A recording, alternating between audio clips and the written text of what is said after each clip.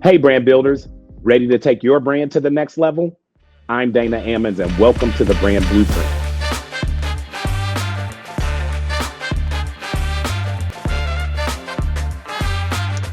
Welcome to the Brand Blueprint podcast. My name is Dana Ammons, and I am really happy about the episode we have in store for you today. I have today with me Sheila Phicil, and Sheila is the founder of the Compass Project, a groundbreaking initiative dedicated to leveraging advanced technologies like AI and blockchain to tackle healthcare inequities and drive social impact. This is exactly the kind of founder and business that I have a lot of passion for. And with over 15 years of experience in healthcare operations, Sheila's journey began with a deep commitment to empowering underserved communities. Now, through the Compass Project, she provides innovators with the tools and frameworks to create meaningful solutions that address systematic inequities in healthcare. And I know I said a lot there, but we're going to break that down in this conversation. Sheila's work stands at the intersection of technology, data, and social good. She's creating sustainable impact by ensuring that the communities she serves are involved at every step of the innovation process. So, without further ado, I'd like to introduce you to our guest today, Sheila Phicil. Dana, I'm so glad to be here. Thank you. Thank you, Sheila. I am so happy to have you on the show. We have a lot to cover, and I want to jump in to the interview. But before we get started, we have a rapid fire segment that we always do with our guests, and it's an opportunity for our followers and our crowd to get to know you a little bit better. So, are you ready to jump into rapid fire? I'm ready. All right, great. Look, now relax because this is not any quiz or really hard question and answer. This is really simple, and we'll start with one of my favorites, which is coffee or tea. I am now a tea person, but I was hardcore coffee last year. That was the Yeah. transition. So you Yes. just transitioned. So I have a similar backstory. So you transitioned from coffee to tea. So first, tell me what was your go-to coffee drink, and then tell me now what is your go-to tea drink.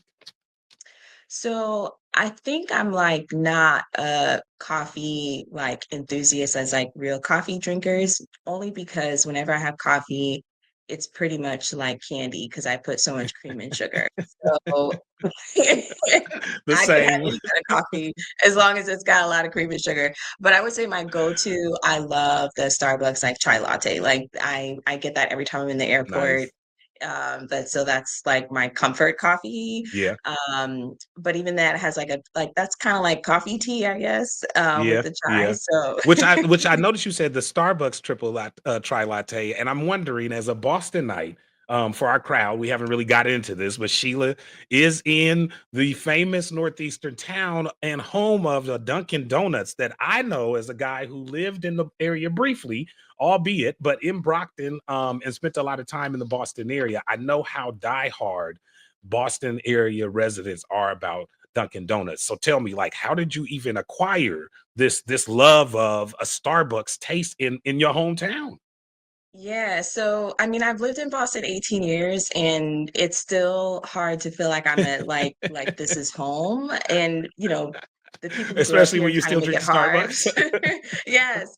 And actually, I don't really like Dunkin' Donuts coffee. I didn't either. It's like no matter how much syrup or, milk you put in it, it doesn't work for me.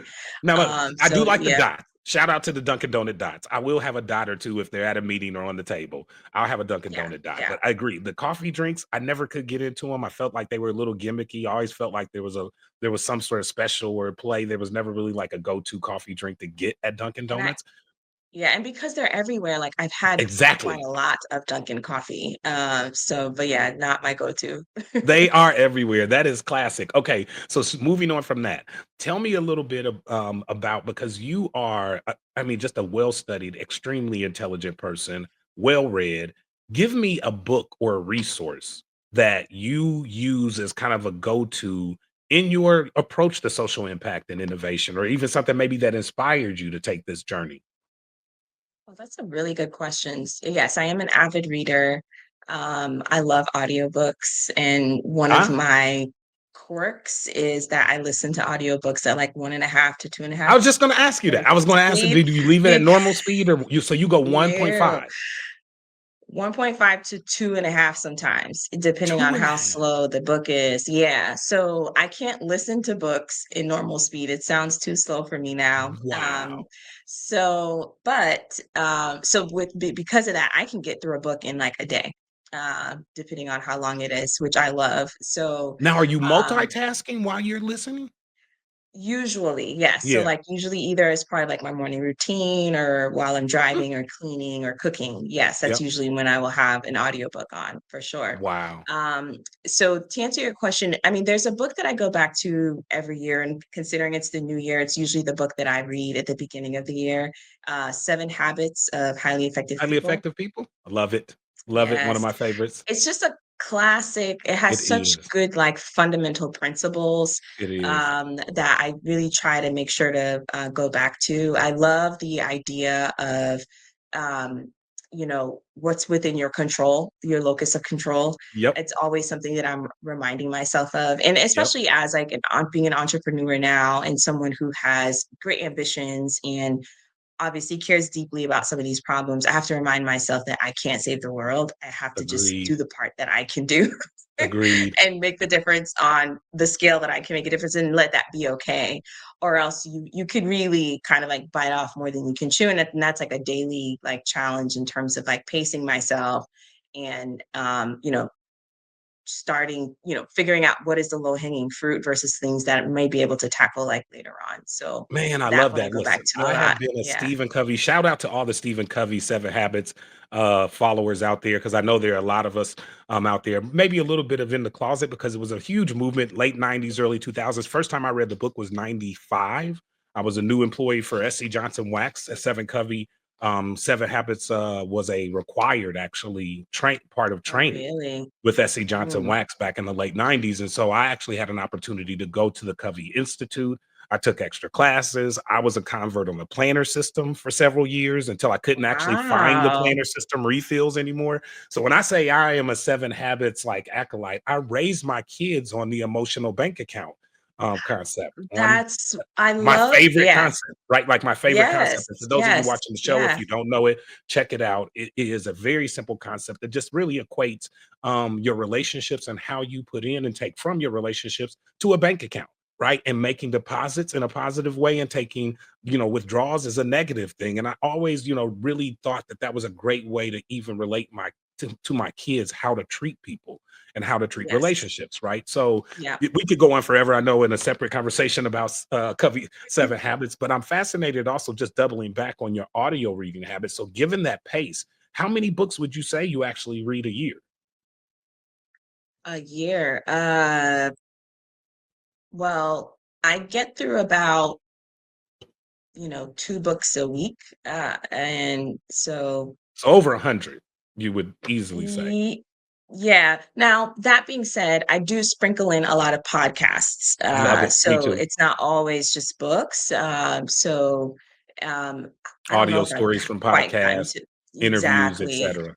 I love that. Yeah, And yeah, now, yeah. and one of the things that I know, and I really think this is a great, this is one of the things I think is a key indicator of success in entrepreneurship, actually, is the ability to read from multiple sources and process data and information quickly. Yes. Right. And for Yeah. entrepreneurs and founders listening, I know you're like, come on, Dana, get to the real interview with Sheila. We really want to know about the Compass Project. We're getting there. But I think this is another, really important lesson to be learned. And Sheila, you are a living example of that, which is really becoming a student of life can make Yes. you and prepare you to be a really, really great and effective founder, because you are Yes. going to have so many different things thrown at you, and the ability to synthesize data and say, man, you know what, I read something somewhere, or remember seeing something or hearing something in a podcast. Maybe I need to go back and tap into that quickly and see if that was a resource that could potentially help me now. Couldn't help me back then or when I first heard about it, but it fits now. So I love this. Now, one Absolutely. more then in that same vein, given your kind of love of knowledge and history, if you could have dinner with any one historical figure, dead or alive, who would you have dinner with and why? Shirley Chisholm. Oh, Um, okay. well, if you've read her biography, which is absolutely amazing, and her life story, she was a woman before her time. Like was raised in the Caribbean, came to Mhm. the US, Mhm. was just a problem solver and Mhm. community organizer, and made it all the way to public office in a time where Black people in general were not very well represented, Agreed. and even ran for president. And Yeah. Yeah.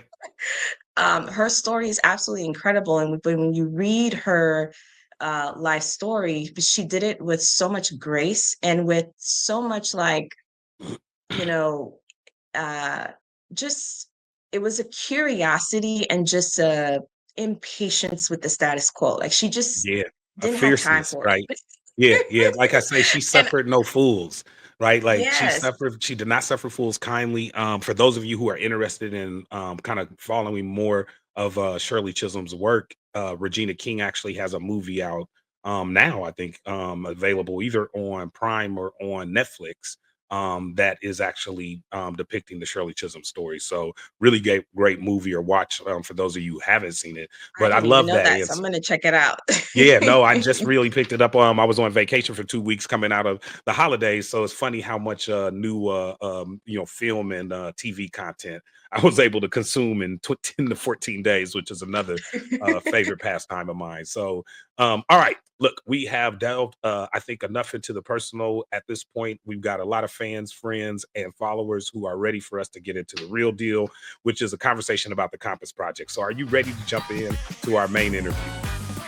I absolutely am. All right, great. Let's get started. So, look, I am fascinated whenever I meet founders like yourself who find ways to take technology and new technology, that is, and leverage that not just into an idea to make a buck and to go get the bag, which I totally respect and I support as well. But those who take it one step further to really like find a way to make a tangible difference in people's lives, which is what I see you doing.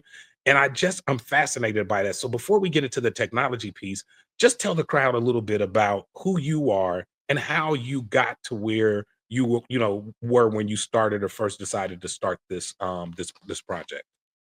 Absolutely. So I describe myself as a social change futurist. Mm, And those words kind of mm, feel a little bit paradoxical because mhm, futurist is usually someone that's just really like tech focused. mhm, mhm. Social change, obviously, has to do more with like our humanity.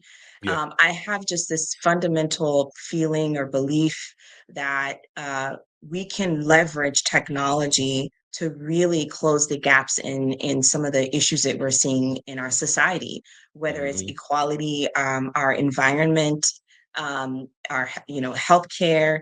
There are so many problems that we're still facing day to day that we definitely have the tools to solve, but it really requires bridging that gap. And for me, that means centering lived experiences, centering stories as the engine of innovation, mm, as well as bringing and leveraging technology to do that. Now, have I always been like this? I think this is something I've definitely evolved into. I've always been somewhat of an activist, even from a young age. I started a mhm. nonprofit when I was 8, called Children in Action, with the mission of like empowering young people not to wait to grow up to be what they wanted to be. So created a platform where At young 8, kids you could. started this nonprofit. I did, as a co-host of a radio show, actually. Uh, remember radio? Like when we used to What? call Wait a into minute, the Sheila. Hold radio. on. Like, see, this is where the interview goes left because then we go so many different rabbit holes we could go down. I am so intrigued. So tell me about the radio show, how these two things are connected. You start a nonprofit and you're on a co-host on a radio show. Tell me more. So the radio show came first, interestingly enough. So I grew up in Orlando, Florida, and there was a sizable Haitian community there. I'm a first generation Haitian American. Shout out to And there was Haiti. this man, yes, there was a man that was doing a radio show every Saturday night on the Haitian station, we'd call it. And he would tell Bible stories and then ask questions, and you could call in, answer the question, and get prizes if you kept Answered getting them the correctly. questions Yep. right. And I was like his number one fan, and I was always calling in. And then one day he invited me onto the show. and sat me behind the microphone, Yep. and I just started talking and sharing and telling stories and No engaging with the way. audience, and it just never stopped. So he kept Yeah. bringing me back. I became the permanent host of the that children's segment, which was called The Voice of Children, and then eventually it evolved. I started my own radio program. It Yep. was getting visibility in the Haitian community. It grew into a television show as well, Oh, that's which so is being dope. broadcast to over 100,000 homes in Central Florida. Wow. And I was able to grow it into a nonprofit. So, primarily working within the faith based community, I would go to churches and, encourage them to, participate in talent shows and Bible studies and other things that I was putting on. And one of the things I'm really proud of, probably I was doing talent shows like every year. And the third year that I did it, we had over 2,000 people attend, and from many different denominations, Protestants, Methodists, Yeah. Catholics, Jehovah's Witness, Yeah. um, Seventh Day Adventists. As you know, these are not That denominations that normally normally come out mix. like that. Right, right. But when we put the kids on stage and they would dance or sing or play instruments or tell stories or act, it was beautiful. And Wow. it was honestly my first experience in community organizing and in Yeah. leadership. And it really laid the foundation for who I am. Wow, fascinating. I mean, uh, look, kudos to you for taking the initiative at such an early age, but it's even more fascinating to me that you didn't just take the initiative because you and I both know there are times in our lives as kids who, and I was similar in a way that show some promise and some sort of potential in that, in that way. And people are like, more than happy to get you in front of a camera at times because it benefits the adults in certain ways, right? But what I Yes. love about what you said is like, yeah, he brought me on the show. I hosted the children's segment, went on to do my own show, start my own thing and stuck with it, right? Instead of it just being an experience like summer camp or, church Sunday school where it's like, oh yeah, I did that for Bible study school for 2 summers in a row. And then I didn't go back after that, right? Or Girl Scouts or Boy Scouts. You actually transformed and transitioned it, which I suspect were maybe the seeds to how you eventually came to the idea of the Compass Project? So it's interesting because although I was like very active in the community and doing that work, my path Mhm. I thought was going to be a doctor. But as you know, probably, growing up first generation, American and Caribbean American, you're not given many choices. It's like you're either Yep, going to be a doctor yep, or a or not. lawyer Yep, or an yep, engineer. yep. And then my dad happened to give me a fourth option, which was a politician. So Ah, I chose to be a doctor. So I was actually like pre-med. I thought that that's what I was going to do with my life because I love the idea of helping people one to one. It was yep, actually an experience where my first time going to Haiti that really opened my mind and changed my trajectory, and I think really planted the seeds for a Compass project for sure. really, really. So tell me, Yes. and before we jump there, I love what you said about you were intrigued to be in that kind of one-to-one, right, Yes. relationship Yeah. of serving people. The Compass Project is not one to one, right? And so as Right. you take me through that, I'm going to come Right. back to that, but I really think it's an interesting point because in social activism, right, and in cause related efforts, there is this, this dissonance between wanting to be present and be able to touch and feel and really be involved in the actual solution, but then also wanting to scale it, right? Like there's Yes. this like you can't be everywhere at once, right? Like if we could clone Sheila and we could get 100 of them and we could have 100 radio shows, then we'd be straight, right? We put her in every market and we're good, but you can't do it. Right. So as we talk through this, tell me about this trip to Haiti and how that then eventually inspired you to start the Compass Project. Yeah, so I actually volunteered with a nonprofit organization as part of their kind of like medical team. So they were providing rehab medicine in the capital of Port-au-Prince. This Mhm, was in 2006, so this was before the earthquake. mhm. Rehab medicine was the area I thought I wanted to go into. I like the idea of getting people to kind of fully recover after injury or accident or illness. So I got to experience what it was like working with patients who were coming in with either themselves or their children who were either missing limbs or had cognitive disabilities or had injuries that prevented them from walking. So we were providing crutches and wheelchairs, and even went and supported and got to witness orphanages, because what often happens in places like Haiti when children are born with disabilities, it overwhelms the family, so they just leave them. They literally abandon the children in the hospital. And most children die, and there are very few orphanages that kind of take them in. So, got the chance to go and witness what that was like with having like dozens of children from, minor to very severe disabilities. But what was interesting about that experience is, a week into providing these services, as you know, like families are traveling for days sometimes to Mhm, get to these services, they were mhm. coming back and returning the equipment. What? So the crutches, the Yeah. wheelchairs, they were giving it back, the prosthetics. And of course, the team was like, confused, if Why not yeah, a why are little you bit giving it back? Right, perturbed, because, right, like, yeah, like, is this like are you ungrateful? Like, what's right, happening here? right. So I talked to people and I speak Haitian Creole and I asked them, I was like, what's going on? Like, I see you giving back these tools that we've given you. And then they would say things like, well, I have to cross a river on my way home, and you told me I couldn't get it wet. And I live in a village that is on the side of a mountain. Like, I don't, there's no wheelchair accessible ramps for a wheelchair, or it's easier for me to crawl into the shanty where I live rather than Right, to then use this use it. crutch. So it just like It became didn't very fit their obvious. Like, needs. it did not fit their needs. And I even remember having a conversation. They happened to have a board meeting the during that trip, and I remember sitting with the chair of the board and saying, like, "Hey, like, we have not done the due diligence to talk to people and figure out like what is their life like to really solve their problem. Like, we'd probably been better off giving people skateboards, because then they could roll it and when they need it and pick it up when they When can't they use it. didn't, You know yeah, what I mean? yeah, Like, that would yeah, have been innovation, right?" yeah, yeah. And that experience stuck with me in very profound and practical ways, because I ended up not going down the path of going to medical school and Mhm, instead went into public health, because mhm, I realized what I was really passionate about is like the root cause, like mhm, what is really happening. What's happening is poverty, right? mhm, What's happening is like not having access to education and safe communities and places to live, and those are fixable problems, mhm. and then also it's like, okay, but how do we make sure that we're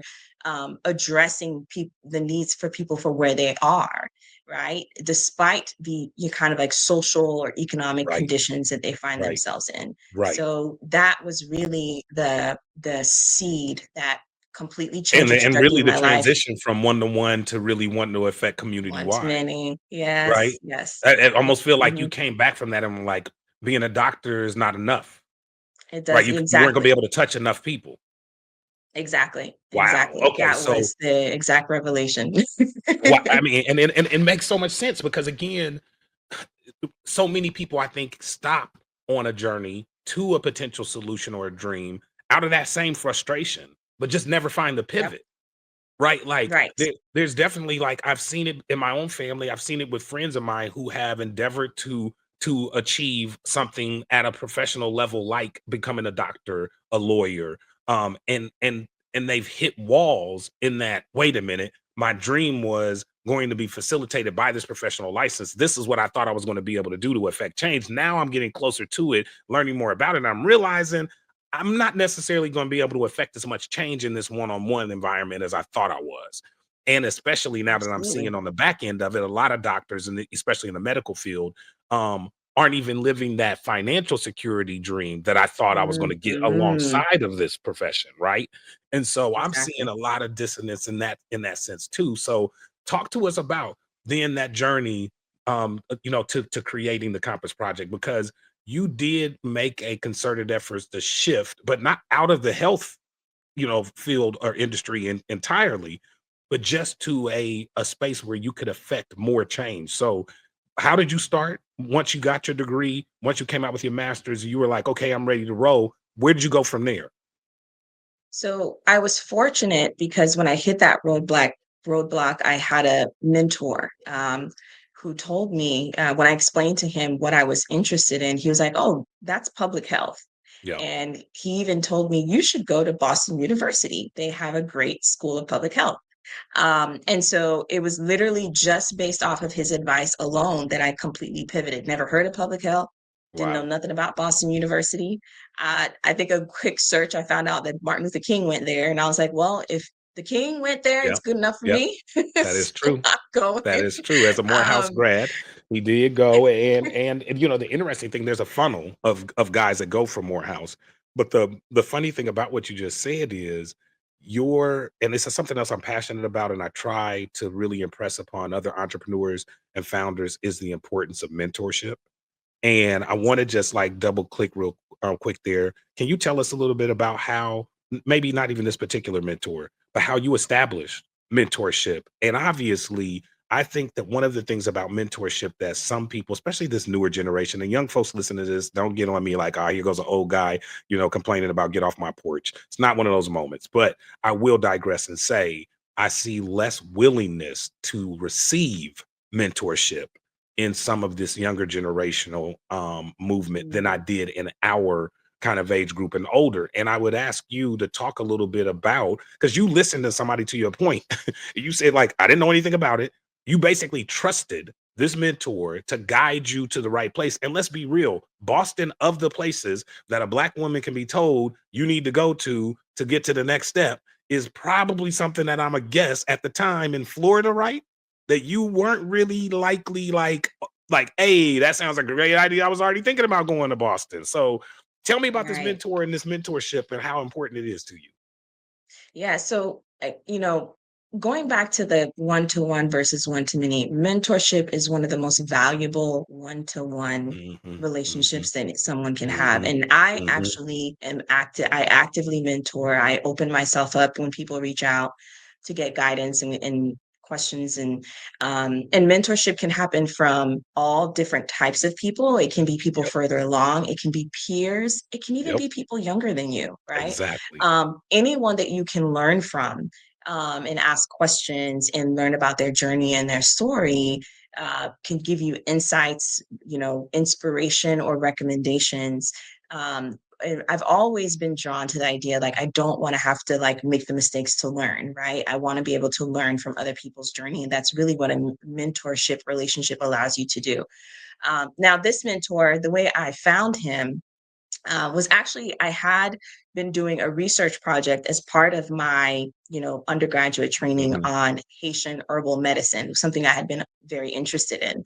And I was actually doing an experiment where I was, doing extractions of herbal remedies and testing them on cancer cells to see their effectiveness. Yeah. And because I grew up with a mother who used natural remedies for Mhm, most of my life, like mhm, we didn't often rely on going to the doctor or over the mhm. counter medications.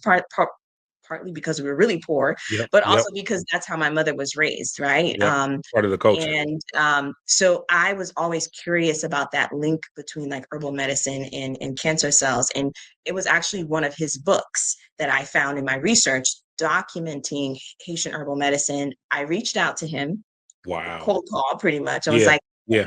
I'm doing this research. I want to learn more about Haitian herbal medicine and I'm going to Haiti. So there was a kind of a dual purpose for that trip. I was going as an experience of a medical internship, but I was also interviewing Haitians and Haitian herbal doctors or healers on what plants they were using and other things. So I got connected to him through that interest. But as I talked to him about my experience in Haiti and what I was seeing, that's when he was like, "Oh, public health." And I think he had a relationship or had even done some Yeah. training at Boston University. And so redirected me down that path. And we stayed in touch for many, many years. In fact, when I moved to Boston and I was like, looking for an apartment, he was like one of the people that helped direct me in terms of like what communities to be in Yeah. and things like that. Which is definitely So a thing. Yeah, that you need to yes, know, right? Moving to you need to Boston. know. Man, Yeah. amazing story. And one other point, and I don't want to digress too much further, but I'd be remiss if I didn't ask this question because of the particular area within the Haitian culture that you were exploring and delving deeper into, did you find challenges even being a Haitian born American with the misperceptions of Haiti and medicine and the whole like witch doctor thing and the way like Hollywood has portrayed it? Was that a conscious thought process when you were even going down the path of I want to learn more about the medicine from the culture and from my country versus dispelling or debunking a lot of that societal kind of, oh, if we talk of Haiti, then it must be something, weird. Yeah. Not as much at the time, primarily because, I think I just happened to be in the right bubble, right? Even the college where I was going to, Rollins College, it had this like really strong biology program and Nice. I had a professor there that was a botanist, and so had like really strong interest in plants. So I got the kind of support that I needed to explore this interest. Where I actually found challenges was actually just the desire to go to Haiti. Like my family and people in my community were like, "Don't go, Worry. like, it's not safe, like, Yeah, yeah. we're worried about you," and things like that, and, that was my first time at 20 going to Haiti, By in my yourself. life, when I went by myself, By right, with these, yourself. like, perfect Yeah. strangers. Yeah. Yeah. Um, and, part of it was just, like, overcoming the barrier of, like, well, Haiti's not someplace you should wanna be, right? Now, definitely later in life, I came to more understand some of the links between, herbal remedies and voodoo, for example, and the stigma that's associated with that. And growing up as a Christian, like evangelical, Correct. background, voodoo was definitely not something you wanted to associate with at Right. all. Right. It was But so there was taboo. it was very taboo, but Yeah. there was also, I think, I don't know, maybe contradictions or, um, you know, double standards because, like, Agreed. we're talking about plants at the end of the day, right?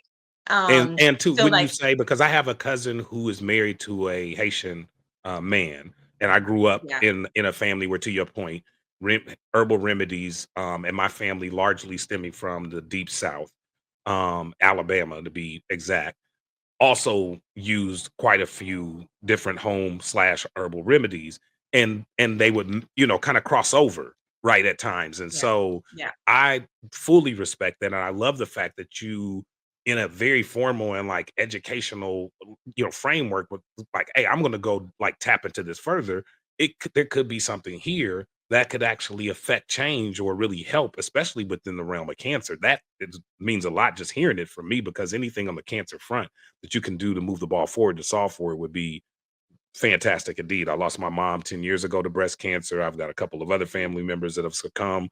My dad passed a year ago from prostate cancer. So, wow, the fight I'm against cancer is a sorry. very personal fight for me. So I, Yes, I just love that. I same. love that story. So now walk us through further then. So you're in Boston, you go you take this advice, go up there blindly. I know I don't even want to ask what your first winter was like. We'll talk about that offline later. But just tell me about this, like this experience of transitioning to public health and really getting serious about it and going deep as you went into school. So Boston was extremely formative for me in a number of different ways. One, the training in public health that I received was excellent, and I dual specialized in international health and health policy and management. There was two courses that I took that fundamentally transformed the way that I think. One was actually a course on having difficult conversations. Wow. And yes, and it was one of the best courses that I'd taken maybe my entire graduate and undergraduate education. And it focused on this idea of the assumptions that we have based on our beliefs and how that shapes the facts that we pick out of situations to reinforce our beliefs. Just having that understanding, because that is just a very human thing. It Yeah. really shaped my understanding of stories and assumptions and beliefs and how you navigate that in the context of health, which it plays an extremely important role. The Hmm. second class that I took was a course on system dynamics, the hardest class I've ever taken It my whole sounds life. hard. But the concept of system dynamics is essentially understanding relationships between different factors or variables. Um, And there was a quote that I was introduced to in that class, which is every system is perfectly designed to produce the results that it produces. And that unlocked like all of Mhm. my, these questions that I had about like, well, why is there so much poverty and why is it so much in, black areas, for Mhm. example, and Mhm. why is it that certain people don't have access to certain things? And then it made sense, like, oh, the system has designed it so.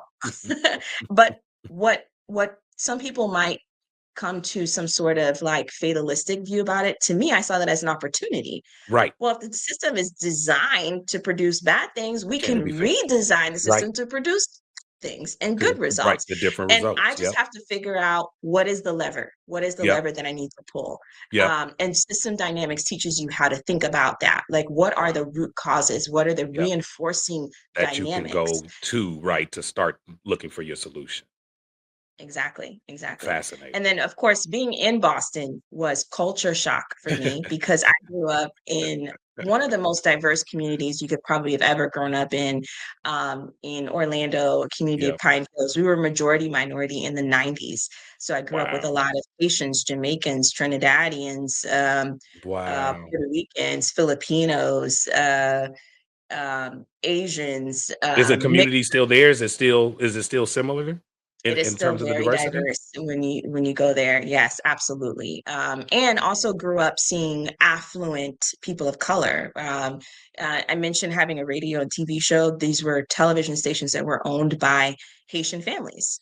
Nice. I knew Haitian doctors. I knew Wow. Haitian lawyers. I knew Black politicians who actually brought on my television show and would interview. So when I went to Boston and being in these institutions, and I was actually not really seeing a lot of Black people like myself. I think I had Yep. maybe one Black professor. Yep. I was absolutely floored. Yeah. And most of Yeah. my career, that was my experience as well. And Boston was actually the place where I got called the N word to my face the first time in my life. Hopefully also the last time. But yeah, so then it was also facing this like racism that I'd never experienced before. Yeah. Um, Yeah. so yeah, it taught me a lot.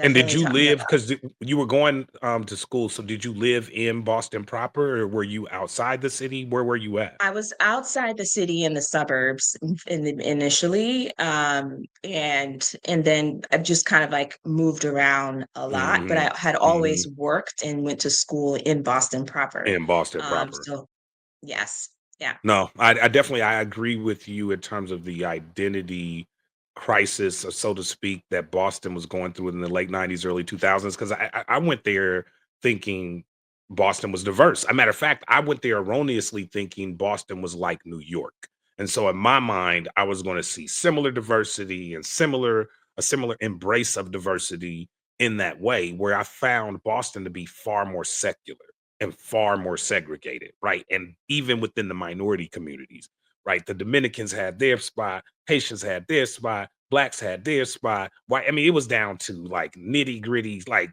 what I call niche ethnicities, right? It was like, man, are you East Trinidadian or West Trinidadian? I'm like, God dang, like that's where the splits are. I'm like, like, man, y'all set trip at another level. So I did yes, find that was pretty wild. I also had I was a sales guy working for SC Johnson Wax at the time. I had a 13-person team of guys who were on average 20 years older than me. The guy who covered Boston was a South Boston guy. So I had to go to South Boston a couple of times to meet with him and work with him.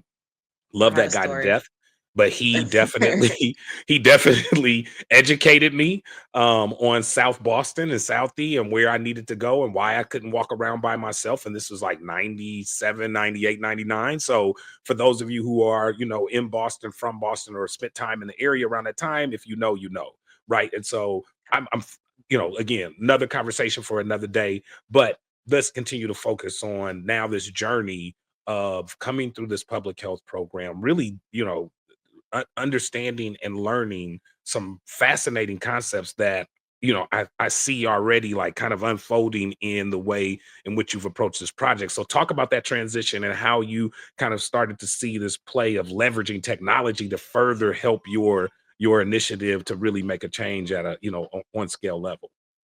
Absolutely. So now my public health training was excellent, but I honestly had no idea what to do with a public health degree. Um, I was very lucky in that while I was completing my degree, I got a job working actually at Boston University in one of their federally funded kind of centers, which was a center for innovation and social work. And I was working on projects dealing directly with the marginalized communities that were suffering with HIV and AIDS um, to help improve medication adherence.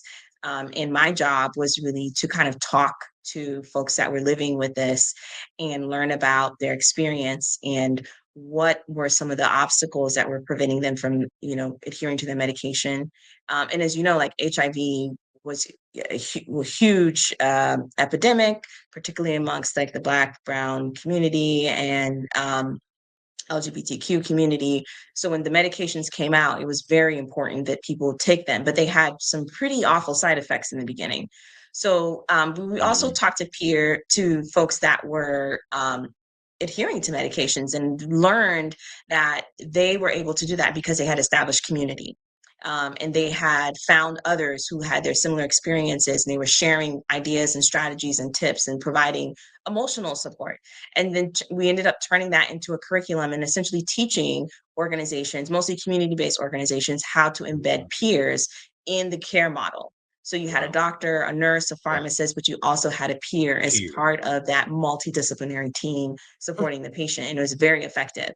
So that really And was my just real quick, was a introduction. peer like the peer was a member of the team? Were they technically an employee or were they a volunteer? Like, what was the nature of the relationship?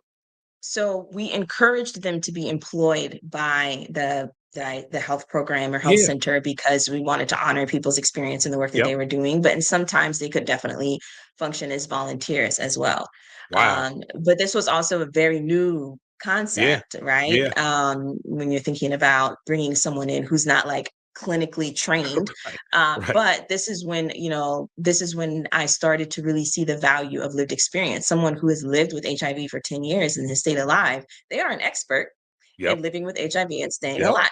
Yep. So that is just something that should be valued, right? Agreed. And leverage. So that was the foundation of my career. And also did work around children with special healthcare needs and had a specific interest in the foster care system. And then Mhm. after that, it was just a bit of nudging because these were grant funded programs that weren't going on forever. And I found myself going into more like project management, quality improvement roles. And I landed a job in one of the major hospitals, Brigham and Women's Hospitals, supporting their joint venture with Dana Farber. Spent 6 years there, had a phenomenal supervisor who also mentored me. And this is one piece of advice I always give people, especially early in your career. Don't choose a job based on the title. Mhm. Mhm. Uh, Choose a job based on the person who you're going to be working for. Are they Mhm. invested in you, especially Mhm. early on? And I was very lucky to have a really great supervisor who gave me, projects, stretched me. I got one-on-one hands-on support and really like polished my skills. And I got to do huge projects and I got a lot of visibility with very senior leaders. So I really Nice. became immersed in the mechanics of what it means to run a hospital, right? When you're thinking about billing and access and structuring your teams and bringing in new technology, like I was part of the team that helped implement Epic, one of the major like Yeah. electronic medical record systems in Wow. this health system. So Yeah. and I worked at the VA prior to this role. And my job there with Veterans Affairs Hospital was helping them to document physician productivity. Now, mind you, when I walked into the VA, they still had floppy disks. Okay. Y'all The remember VA floppy disks? I'm definitely aging is a bit myself. dated on all aspects, right? My mom, I mentioned earlier in the interview, passed away 10 years ago, but I love the VA. They took care of my mom. She was actually active military when she was diagnosed with breast cancer. So I did a lot of time in VA facilities. So I didn't get behind Yes. the computer screen, but I can tell you just looking on the other side of the counter, I was a couple of times like, hey, does that still work? Yes, it was dusty equipment, but you know what? They made it work. And They make it my work. project that I was working on was actually introducing them to using Excel to track physician productivity, and I customized a tracking tool that reflected, again, the experience of physicians after having several conversations and interviews with them. So Wow. it just became something that kind of it was like a Yeah. gravitational pull throughout my career. Yep. I ended up working, transitioning to a different institution, working at Boston Medical Center, leading a department there on a neurology team. And that was probably like my biggest responsibility because not only was I leading the finances, I was responsible for hiring physicians, onboarding, training nurses and technicians, um, answering I mean, calls from essentially like patients running and like a things. company, right? Like you were a Essentially, CEO of a department. yes, yes, pretty much. And Wow. then, of course, in the middle of this, COVID happened, and it was a trying time, but I held on to that initial spark, right, which is like, how do we center people's stories, and center them with dignity. And a great opportunity came for me after during COVID, and spotlighting on George Floyd. I was leading a lot of DEI conversations in my department and had been recognized, got an award within my first year in the job, and I Mhm. got to really shape the strategy that for the health system around health equity. And I Mhm. had an opportunity to pitch to the COO at the time, a job. I wanted to be doing innovation and health equity work, so they actually created a role for me as director of innovation for Health Equity Accelerator, and got to do that for a glorious 2 years, and was literally the best job of my life.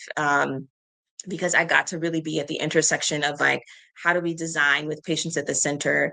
How do we think about technology? And AI was just, coming on the forefront. I got to interface with, startups and companies that were offering us Wow. products to help solve some of the problems. I got to mentor startups as well, and talk about social determinants of health and the potential of using technology in those workflows. So it really gave me an introduction to what was possible. And then the opportunity came, and even good things come to an end. And I Yeah. decided to launch my business, Facilitate Yeah. Change. Yep. This is only month 5, so that when I tell you it's still brand spanking new, it's still new. But I the love it. purpose of Facilitate Change really is to power social innovation by really bridging to lived experience and technology. And I'm incubating my first tech product, Compass Project. Yep. So, and Let's I'm really talk about that excited. first product. And because it Yeah. is being a fascinating journey, and I really appreciate you taking our audience through those steps, because I think sometimes people think that entrepreneurship is a pure play. You woke up one night and thought to yourself, "Hey, I want to create this Compass project. This is how I think I'm going to do it. I'll get up tomorrow and start." Right? And it's not that simple. So, now that you kind of set the stage for us and now we arrive at the door of the Compass project, we're walking in, show us around. So, Compass Project is an blockchain and AI platform that specifically helps early stage health tech startups, entrepreneurs, or innovators to design products that actually are meeting patients' needs, and design it in a way that is sustainable, so that they can, that dual mission of like making money and, solving problems Mhm. as well.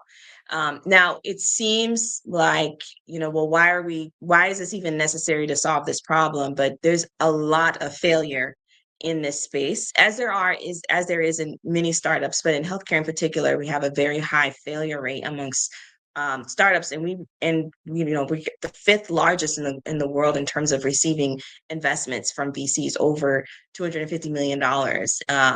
Yeah, Globally which is never going a good to. match, right? So there's a ton of money going in, but there's a ton of failure on the other end. What There is are a lot some of of the root failure. causes, Sheila? Like what as you kind of, analyze this to get to your approach to the solution, what are some of the common challenges with succeeding in the healthcare space specifically? Yeah, I mean, some of what you'll hear about, particularly in the US, is that, healthcare is a highly regulated space. So you Mhm. really have to understand the regulations and how to navigate them, and Mhm. billing and the complexities of that. So that can often be a failure point for a lot of companies. But I would say even before that, I just saw a lot of health tech solutions that solved very small problems and were very expensive, but didn't really move the needle forward, Mm, mhm, right? mhm, And you know, we see a lot of interesting and life-saving innovation in terms of like treatments, medications, procedures, but we don't see as much as it relates to like the technology and how it interacts with patients or the patient mhm, provider relationship. mhm. So I was in a role where I was leading social determinants of health strategy for our company, and I wanted to find a platform that could help us engage patients in multiple languages because Mhm. the hospital I was working at is an essential hospital. 70% of our patients were, people of color. 30% spoke, a primary language other than English, and at least half were living below the federal poverty line. Right, so these are communities coming with significant challenges. Um, so I wanted it to be accessible by language. I wanted it to not have any literacy issues. I wanted it to be automated so that people can get a text message and a follow up. And when I tell you, it was really hard to find a technology solution that just Yeah, offered, the four languages that we yeah, needed or the five yeah, languages that we needed. yeah. So it became very clear to me that like the solutions that are out there, and there are plenty, they're not really designed to meet the needs of patients. And I think the reason that is the innovators that are often behind these products, they're coming forward with an idea or a technology and they're trying to apply it to the problem rather than first deeply understanding the problem and the Problem, right, person and the right. context of the problem, and then developing the technology or solution to solve that problem. So that's what Compass Project is really designed to fix.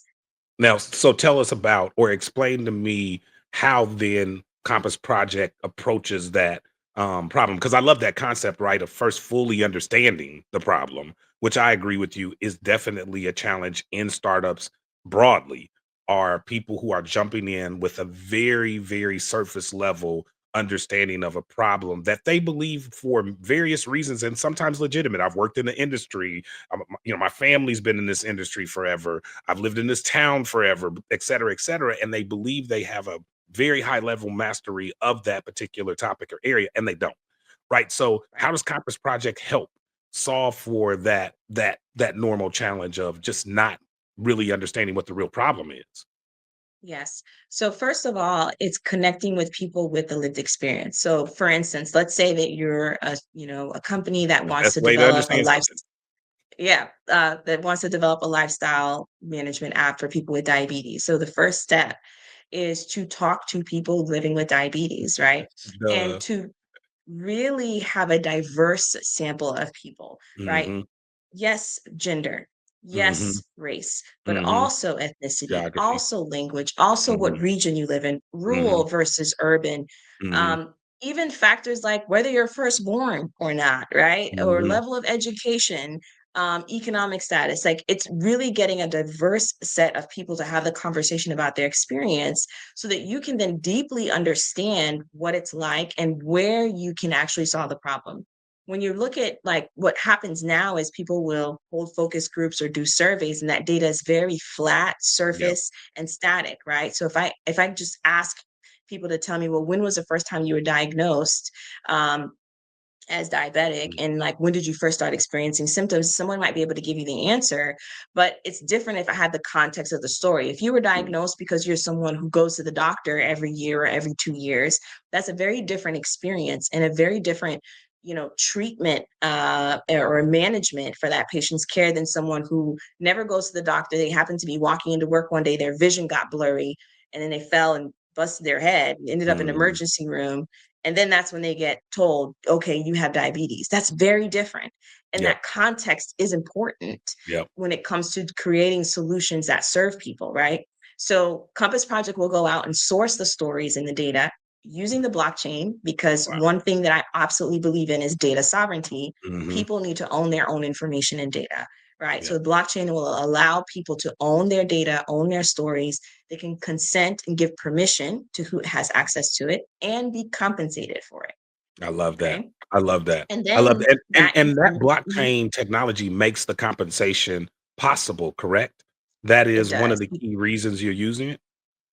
Exactly, because you have like tokens and other tools that you can use. But most importantly, blockchain allows you the ability to keep track of when an asset is being utilized or Mhm. accessed, right? Mhm. So that becomes very transparent so people can know when their information is being used and they can, again, give permission for their I information to love be that. used. And I want to break that down for our audience because that means, listen, nobody can use your content, your story without paying you because you will know when your content or story is being used, as opposed to the current system and the previous systems where you didn't Yes. know where your content or your story or your information was being used. And we could go into a ton of stories. I know Sheila could give you a ton of things to reference in terms of real stories where people gave information via test, via studies, via panels. Yes. That information was then used to create drugs, to create Mhm. processes, to create technology. And the people that were originally surveyed or used for the data were never compensated.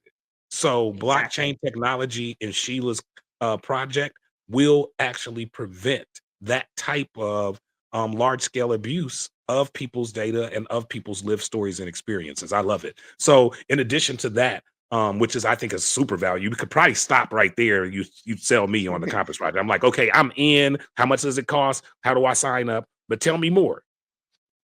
So once we have spoken to people about their lived experience and we have their stories and their data, then we can use AI to extract the insights. So what I was doing manually as a research assistant on that project, working with peers, where I would listen to their stories, record it, transcribe the recording, go through and highlight, and Hmm. multiple people would review the script and figure out like what were the common themes. That was a process that took months. Now you can do that in And multiple seconds. people. Yes, right? So, And who now you paid for can that? Like, I mean, that was months, multiple people on your team. So everybody's getting paid hourly rates, right? Just to yeah, transcribe and do all of that work just to your point, get to distill one interview, one set of stories. exactly, exactly. Wow. So imagine being able to do that at scale, and that is what AI will allow us to do. And now we can extract insights, right? And we can now tell this, diabetes, app developer, okay, so your patient, we're hearing from patients that they have issues with, um, managing their habits. So you might need a habit tracker, or they want to be able to cook meals that are culturally relevant. So you might want to include that, right? And here's some segments you might want to focus on. You might want to focus on people who recently been diagnosed and are Wow. caregivers, Yeah. right? Or people who are working professionals, for example. And so it gives you much more direction in terms of, okay, if this is the problem you're trying to solve, and if this is a technology you're trying to use, here's how to make it most effective. And it also builds in your initial set of users or testers or early adopters, right? Because then we encourage direct engagement with the patients so that they can continue to be part of co-designing the solution. If anyone has ever heard me talk on any panel Yeah. in any place, I always talk about we have to design with patients, not for patients. And it's only when you do that that you can really innovate and create a phenomenal product. Okay, so Sheila, just know that in our edit, we're going to rewind that. I love that. And I wanted to actually have you say it again in terms of how Compass Project accomplishes that, because I love this whole thought process. You are allowing me, and you said, I'm encouraging you to have these conversations and to involve.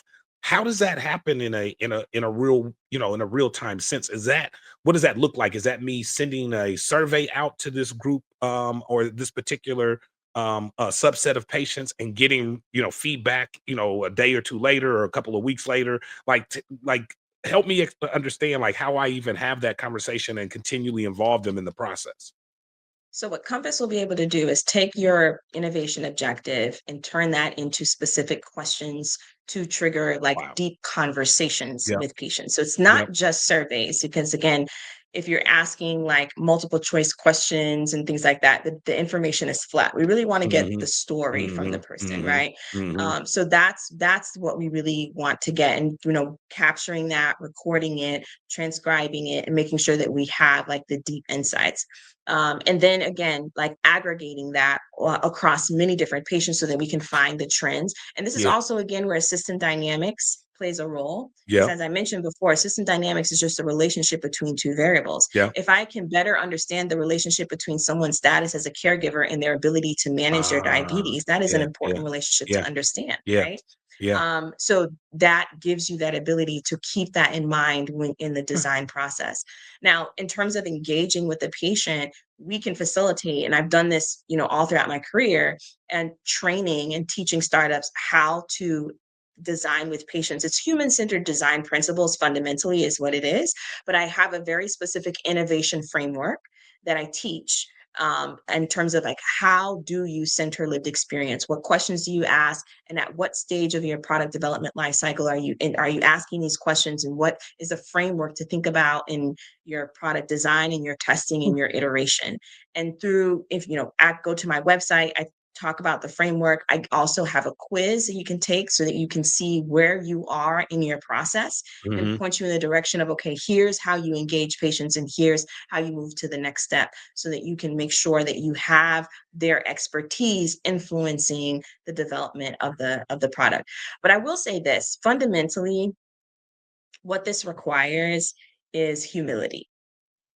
Mhm. Humility to say, Mhm. I, entrepreneur, innovator, I don't have all the answers and I need to talk to the experts. In this case, the experts are the patients. The expert is Mhm. the woman Mhm. living with cancer, is the Mhm. man who survived prostate cancer.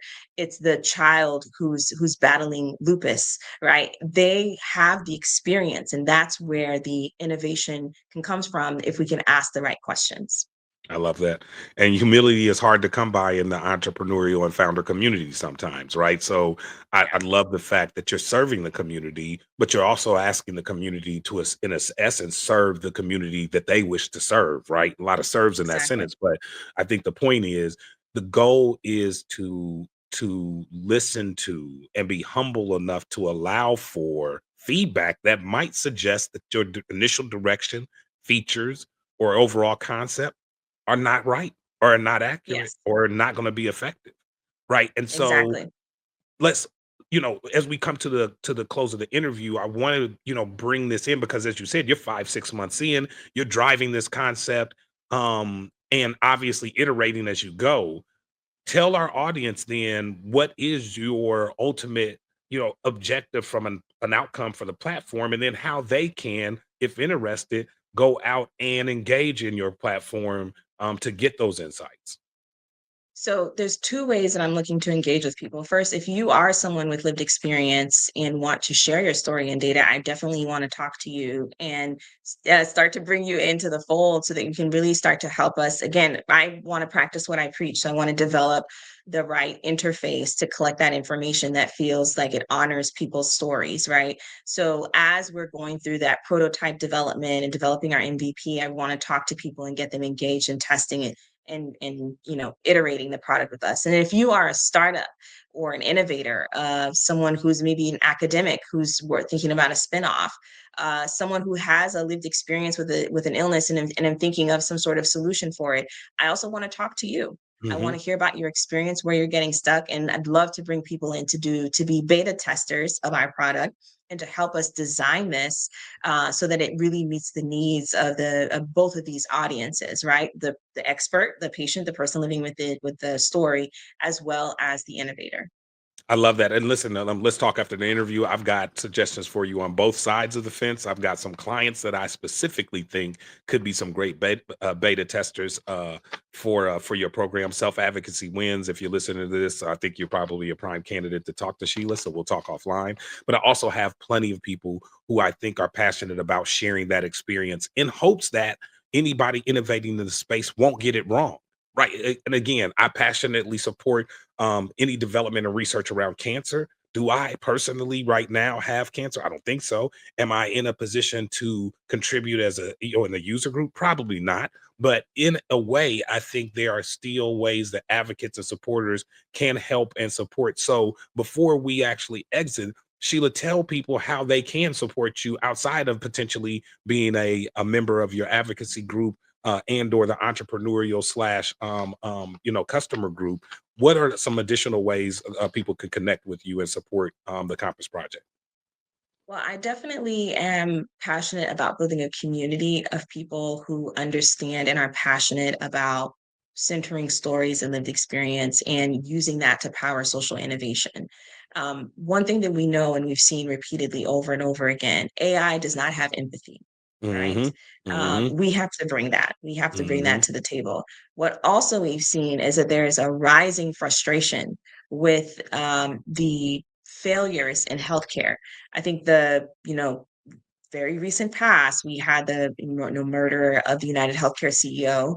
I've commented about that, and I've Mhm. have shared publicly and privately. Like this is definitely a boiling point and a turning point in our country because people are realizing so much more that healthcare, although it costs a lot in this country, is not giving us what we're paying for, right? Agreed. And we need people who are really adamant and passionate about solving that problem and want to think about how do we do this, but do it in a way where we center humanity. It is time to innovate. We're past due.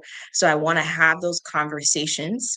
And I want us to surface, the assumptions, the beliefs, the stories that we're telling ourselves that keep us from, really taking those risks and redesigning healthcare to really work for everyone. So signing up for the newsletter, joining our community, sharing my story and the work that I'm doing with people in your community as well. I love to go out and talk and share and speak at different events or panels or Mhm. conferences. So if you'd like me to come and share my story and my journey with your community, I'd also love to do that as well. I really appreciate that. I personally will be continually looking at ways to support you and send people your way. I would encourage my audience to look out for Sheila. You can actually go to our website after the interview. We will have her profile and links to her social media pages as well as LinkedIn, so you can connect with Sheila offline. And also, I would encourage you to go check out and keep track of the Compass Project through her newsletter. I think that's an important and a very easy way to sign up. And for many of you, you got a ton of junk in your inbox right now that you're not paying attention to. So you might as well add something in there that you actually are going to pay attention to. Right. So, Sheila, listen, I am so appreciative of you taking time out of your busy schedule to jump on the brand blueprint. It's not often that we get a founder like you, who frankly gives me so many different angles and roads to go down in terms of conversations. We're already, I think, at the minute 20 mark. We probably could go 2 or 3 hours, and then we're in a kind We of like drink could. champ brain. And because neither one of us are at the celebrity level of drink champs, I think we probably need to wrap up this particular segment and interview. However, I'd love to have you back. I'd like to keep watching the progress of the Compass Project, and I'd love to, frankly, potentially have you come back on with an advocate and with some of your supporters and your network of people who are ready to tell and share some of those stories, because I think it could be really cool to have an entrepreneur and an actual person who's living the experience have a conversation in the spirit of what the Compass Project is trying to actually accomplish, right? All in the name of Absolutely. That would humility. be exciting. I'd love Yes, that. yes. So let's definitely do that. I want the Brand Blueprint audience to look out for that on a future episode.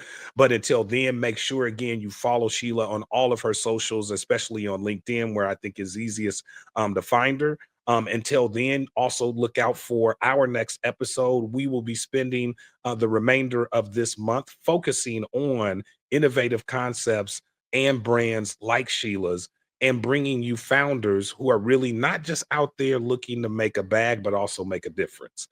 So I love it. I really appreciate again your time today. Thanks again for watching the Brand Blueprint, and we cannot wait to have you on our next episode. Thank you so much, Dana. This was a joy. You are really good at this. This was so much fun for me. Thank you. Hey, well, look, we can always do it again. And especially as you continue to hit more milestones, I want to be one of the people in your cheerleading camp and standing there when you cross the finish line and we're able to really start making some real differences in healthcare, especially in our communities and in underserved areas where these types of considerations and these types of tools are really needed to humble founders, but also to make founders better so they can deliver better products to our community. Yes, most definitely. All right, Thank y'all. you so You heard it much. here first. Thank you, Sheila, for coming on. And we are so excited to get this episode out. Thank you. Thank you, guys. See you next on the Brand Blueprint.